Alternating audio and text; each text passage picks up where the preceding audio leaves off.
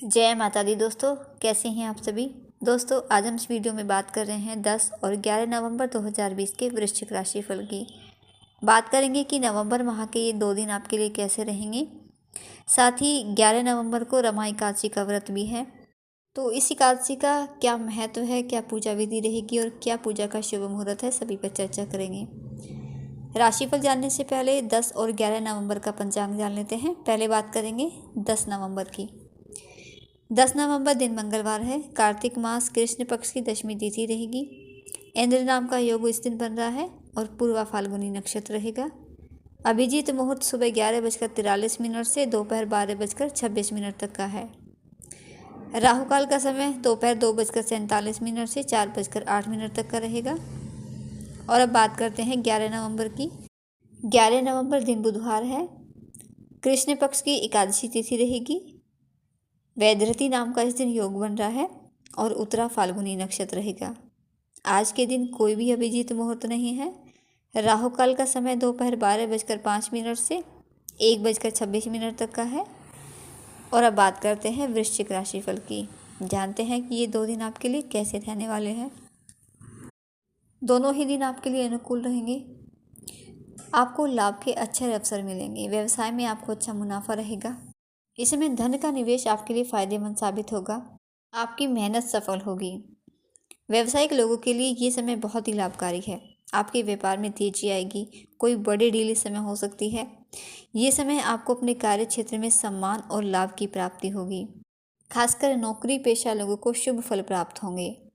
सरकारी नौकरी का प्रयास आपका सफल हो सकता है। आपके वरिष्ठ अधिकारी आपके काम से, आपकी मेहनत से खुश होंगे और आपकी प्रशंसा करेंगे। और उनकी प्रशंसा सुनकर, उनसे अपनी तारीफ सुनकर आप भी काम के प्रति और मन लगाओगे। इसके साथ ही इसमें नौकरी में प्रमोशन के भी प्रबल योग हैं आपके लिए। धार्मिक यात्राएं भी होंगी या धर्म के इस समय किसी काम से आप जुड़ोगे। घर में भी कोई धार्मिक कार्य इस समय संपन्न हो सकता है, लेकिन खर्च बढ़ने से चिंता आपकी रहेगी, इसीलिए अनावश्यक खर्चों से आपको बचना है। जो भी लोग प्रशासनिक कार्य से जुड़े हैं, शिक्षा के क्षेत्र में हैं, विदेश में पढ़ाई या रिसर्च करना चाहते हैं, उनके लिए बहुत अच्छी स्थिति रहेगी। काम के सिलसिले में आपको जाना हो या परिवार के साथ जाना हो, घूमना फिरना खूब एंजॉय करोगे, क्योंकि इस समय यात्रा के प्रबल योग हैं आपके लिए। छात्रों के लिए भी बहुत ही अच्छा समय रहेगा। पढ़ाई में आपका खूब मन लगेगा और एक क्लीन अप्रोच रहेगी आपको अपनी पढ़ाई, अपने करियर, अपने सब्जेक्ट को लेकर। परिवार में भी इस समय खुशियाँ रहेंगी। खासकर परिवार में आपको माता पिता का, बड़े भाई बहनों का पूर्ण सहयोग इस समय प्राप्त होगा। पारिवारिक सदस्यों के बीच प्रेम में वृद्धि होगी। दाम्पत्य जीवन और प्रेम संबंध आपका मधुर रहेगा। आप अपने काम के चतुर और चालाक रहोगे। इस समय सही निर्णय भी लोगे। स्वास्थ्य की बात करें तो स्वास्थ्य भी इस समय आपका बेहतर बना रहेगा, लेकिन फिर भी अपने स्वास्थ्य का विशेष ध्यान करें, क्योंकि लापरवाही से स्वास्थ्य इस समय बिगड़ भी सकता है। और इसके साथ ही इस समय आपको अपने पिता से भी लाभ रहेगा। पिता के साथ आपके संबंध अच्छे बनेंगे, सहयोग से आपके काम बनेंगे और इन्हीं कारणों की वजह से परिवार में खुशियों का माहौल रहेगा। और 11 नवंबर को रमा एकादशी का व्रत है, तो इसका क्या महत्व है, क्या पूजा विधि रहेगी और क्या शुभ मुहूर्त है पूजा का, ये सब जान लेते हैं। हमारे हिंदू धर्म में रमा एकादशी का बहुत ही अधिक महत्व है। ये व्रत एकादशी मास के कृष्ण पक्ष की एकादशी को मनाई जाती है। इस वर्ष रमा एकादशी 11 नवंबर बुधवार को पड़ रही है। ऐसी मान्यता है कि जो व्यक्ति इस दिन व्रत रखता है उसे सभी पापों से मुक्ति मिल जाती है। ऐसा भी कहा जाता है कि इस व्रत को करने से ब्रह्म हत्या जैसे महापाप से भी मुक्ति मिल जाती है। अगर ये व्रत सौभाग्यवती स्त्रियां रखती हैं तो उसे सुख और सौभाग्य प्राप्त होता है।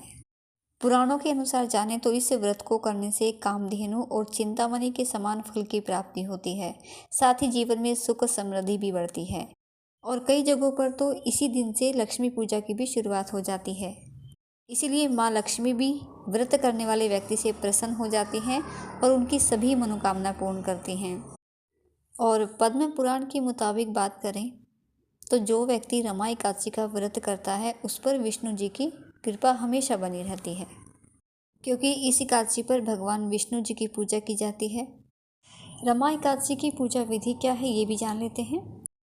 एकादशी के दिन आप सुबह सवेरे जल्दी उठें, स्नान आदि जैसे सभी कार्य से निवृत्त होकर आप व्रत का संकल्प लें।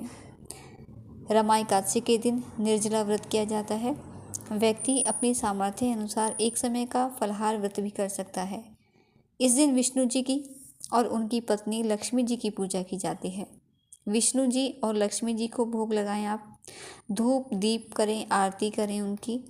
विष्णु जी की आरती और रमा एकादशी की आरती भी जरूर गाएं। विष्णु चालीसा का पाठ भी करें और पूजा के बाद सभी को प्रसाद जरूर बांटें। अगर आप चाहें तो ब्राह्मणों को भी आप भोजन करा सकते हैं। इस दिन बहुत ही अधिक फल मिलता है इसका। इस दिन ब्राह्मणों को भोजन कराने से कई गुना पुण्य प्राप्त होता है। रमा एकादशी 11 नवंबर को है। पूजा का मुहूर्त 6:41 से 8:51 तक का है। और इस व्रत के कुछ नियम भी हैं। तो क्या नियम है इस व्रत के, ये भी जान लेते हैं।